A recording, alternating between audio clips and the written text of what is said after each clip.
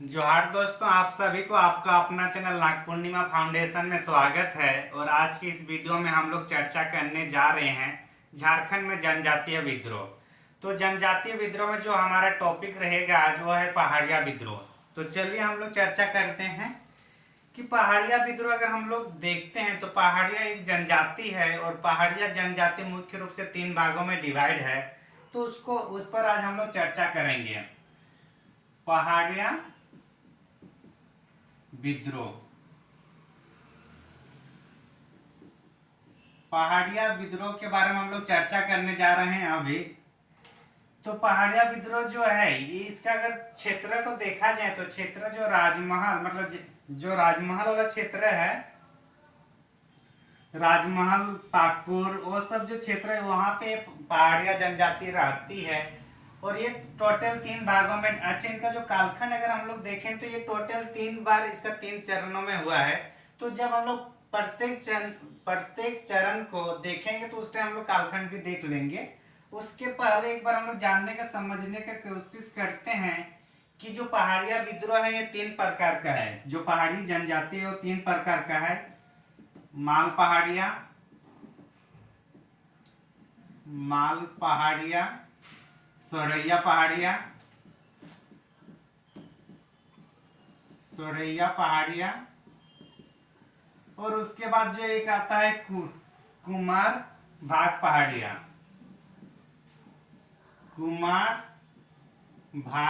पहाड़िया। तो ये जो टोटल 3 प्रकार की जो मतलब ये 3 भागों में डिवाइड है पहाड़िया विद्रोह। उनमें से जो सरैया पहाड़िया वाला जो है इसका जो क्षेत्र है ये हम लोग का जो जो मतलब राजमहल क्षेत्र है, राजमहल पाकुर, तो ये सब क्षेत्र में ये ज्यादातर पाया जाता है। कौन सा? सरैया पहाड़िया। तो ये हम लोग पहाड़िया जनजाति के बारे में हम लोग संक्षेप में देखें एक बार। अब इसमें जो 3 चरणों में इनमें मतलब हुआ था, 3 चरणों में इसका विद्रोह हुआ तो उसको एक बार देखेंगे। तो इस विद्रोह को अंग्रेज मतलब जनजातियों द्वारा अंग्रेजों के विरुद्ध पहला व्यापक रूप से मतलब प्रथम व्यापक विद्रोह माना जाता है इसको।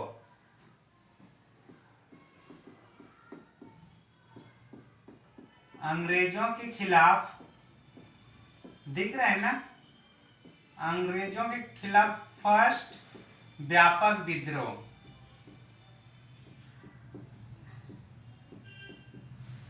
अंग्रेजों के खिलाफ फर्स्ट व्यापक विद्रोह किसको कहा जाता है? पहाड़िया विद्रोह। और अगर इसका कालखंड अगर हम लोग देखें तो 1772 से लेकर 82 तक मतलब 10 साल इसका मतलब भिन्न मतलब 3 चरणों में 10 साल तक पहाड़िया विद्रोह चला था। पहला चरण आता है, फिर बंद होता है, फिर दूसरा चरण, फिर तीसरा चरण। तो इस तरीके से ये तीसरे चरण तक ये चलता है। तो इसको हम लोग मिटा दें।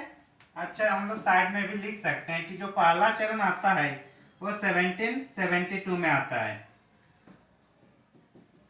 फर्स्ट चरण जो रहेगा वो 1772 में आएगा। 1772 एक्चुअली जो पहाड़िया लोग हैं ना ये लोग को मुगल लोग ने लुटेरा कहते थे। क्या कहते थे इन लोग को? लुटेरा। तो अगर बोला जाए कि ऐसा अगर ये पूछा जाए कि जो पहाड़िया विद्रोह है या पहाड़िया जनजाति है उसको कौन लुटेरा कहते थे तो मुगल लोग कहते थे। ये समझ में आ गया।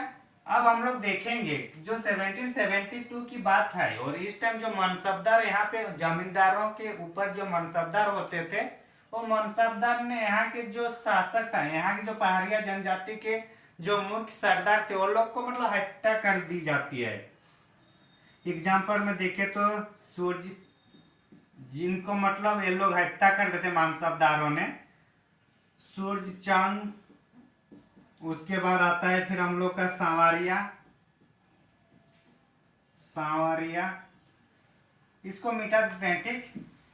तो सांवरिया के बाद अगर फिर और इनका जो हेड थे ये लोग पहाड़िया जनजाति जिसको मतलब हत्या कर दी जाती है उनमें से होगा फिर सुमेर सिंह।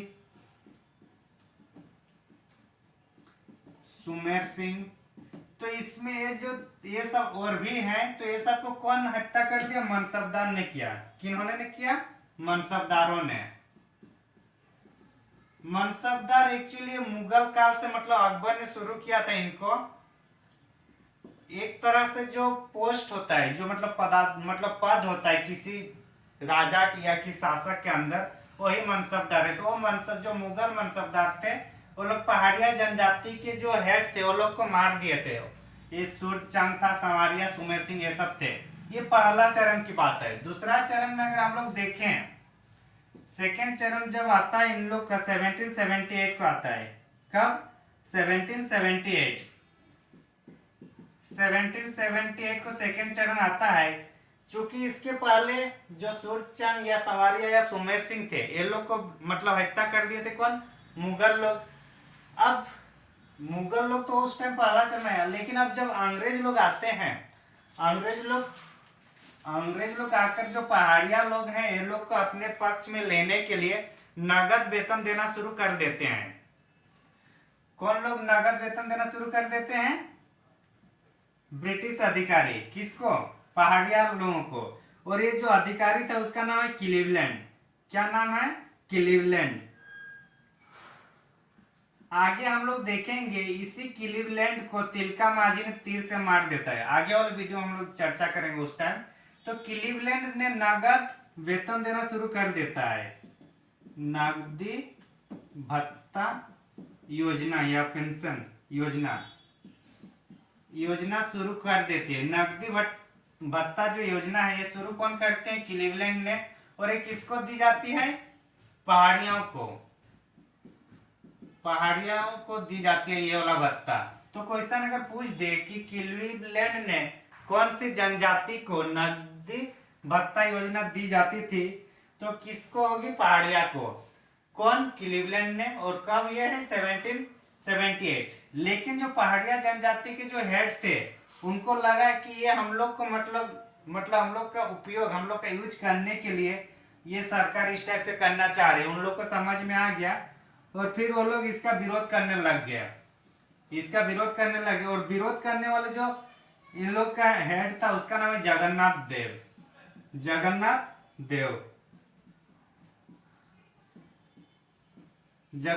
देव के ये में मतलब नेतृत्व में फिर इसका विरोध किया जाता है, नगदी भत्ता योजना का। मतलब क्लीवलैंड का जो विरोध की जाती है, किसके द्वारा? जगन्नाथ देव के द्वारा। तो हम लोग का इसमें इतना ही पढ़ना था सेकंड वाला में। थर्ड वाला में हम लोग चर्चा करेंगे। थर्ड वाला में हम लोग का जो कब आया, ये 1772 हुआ, 1778 हुआ और अब होगा 1782। अंतिम रूप से जो आता है वो 1782। और इस टाइम जो आता है, इसमें दामिने को एक मतलब शब्द आ रहा है, दामिने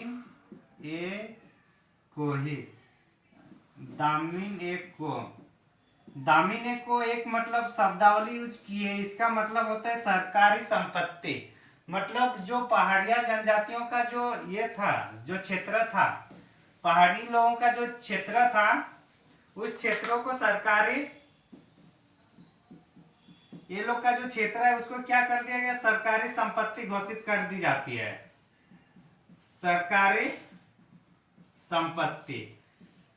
संपत्ति जब घोषित कर दी जाती है, जाहिर सी बात है, अगर हमारे जमीन को सरकार अपना क्षेत्र मान लेगा कि हम ये सरकार की जमीन है, तो हम लोग विद्रोह करेंगे। ये उसी तरह मतलब उस टाइम भी हुआ है। तो इसका जो थर्ड वाला जो चरण था, किसका? पहाड़िया विद्रोह का, 1782 वाला। तो इसका जो रीजन क्या था? दामिने को के रीजन था। इसके तहत सरकारी संपत्ति माना गया है किसको? जो पहाड़िया लोगों की जनजाति, जो पहाड़ी जनजाति है, वो लोग का क्षेत्र को। और इसी क्षेत्र में फिर महेशपुर जो है, महेशपुर एक जगह है, वहां का क्षेत्र आ जाता है महेशपुर। और जब महेशपुर का क्षेत्र को अभी इसमें शामिल कर दिया गया, तो महेशपुर की जो रानी सर्वेश्वरी, क्या नाम है? सर्वेश्वरी। तो महेशपुर की रानी का नाम क्या है? सर्वेश्वरी। इन्होंने फिर विद्रोह कर दिया। ये क्या कर दिया? विद्रोह कर दिया अंग्रेजों पर। दिख रहा है ना? तो ये दिख रहा है ना? एक मिनट। हाँ, तो जो महेशपुर की रानी सर्वेश्वरी है, इन्होंने कहाँ विरोध कर देता है? अंग्रेजों पर। तो अब हम लोग चर्चा, चूंकि ये इम्पोर्टेंट है तो हम लोग इसमें चर्चा करते हैं कि जो महेशपुर की जो रानी है सर्वेश्वरी, इसको फिर अंग्रेजों ने अपने मतलब जैसे विद्रोह कर दिया तो फिर उसको पकड़ लिया गया अंग्रेजों के द्वारा, और उसके बाद फिर उसको मतलब भागलपुर जेल में रख दिया जाता है। कहाँ पे? भागलपुर जेल में।